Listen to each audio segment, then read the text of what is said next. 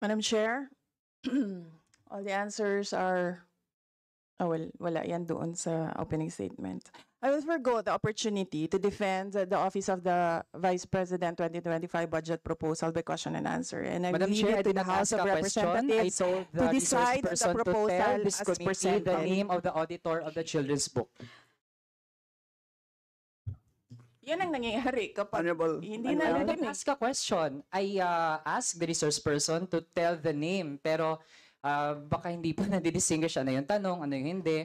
Pero since ayaw pong ibigay yung name ng editor ng children's book, ito kasi yung point natin, Madam Chair. yes, Madam Vice President. Yes. The name of the editor of the book is Raul Manuel.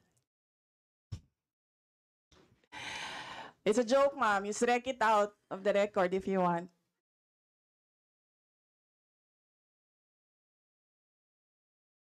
Present yung slide, Madam Chair.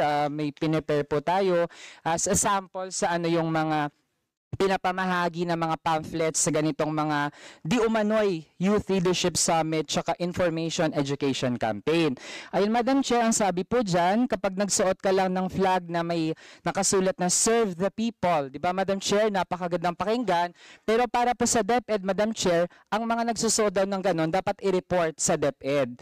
At bahagi po ng paggamit nila ng confidential fund ay pagpapakalat ng ganitong napaka-malicious na kaisipan, Madam Chair. And given that we already have a Supreme Court ruling na nagsasabing nakakapahamak sa buhay na ating mga bata, mga kabataan, ang ganitong mga tipo ng propaganda, Madam Chair, it seems na para pala sa DepEd, accomplishment ang pagpapahamak ng buhay ng mga estudyante at ng mga teacher.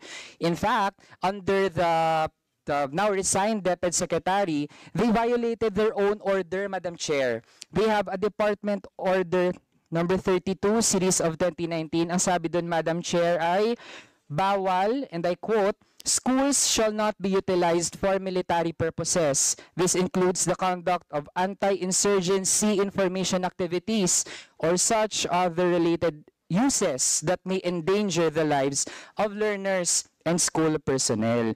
So, Madam Chair, lumala yung education crisis, Yes, pero 30 seconds. yun pa ang naging paggamit ng DepEd confidential funds, Madam Chair. Next slide, Madam Chair.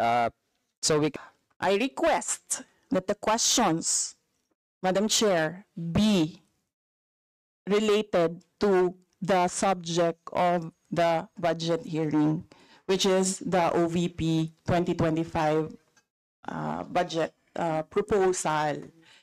And Madam Chair, you will allow me this because you allowed him to speak about DepEd, which is not related to OVP.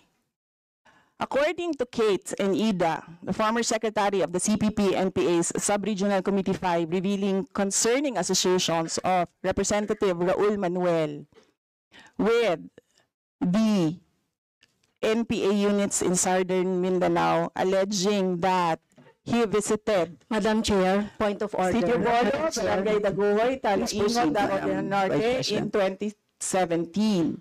And his alleged connections with the CPP-NPA coupled with the recruitment activities involving Kabataan Party List. Rendell, who was missing for 11 months and Madam came Chair, home point of in a order, Madam Chair. and So, came home in a coffin. yung sinasabi po ng ating Vice President ay allege.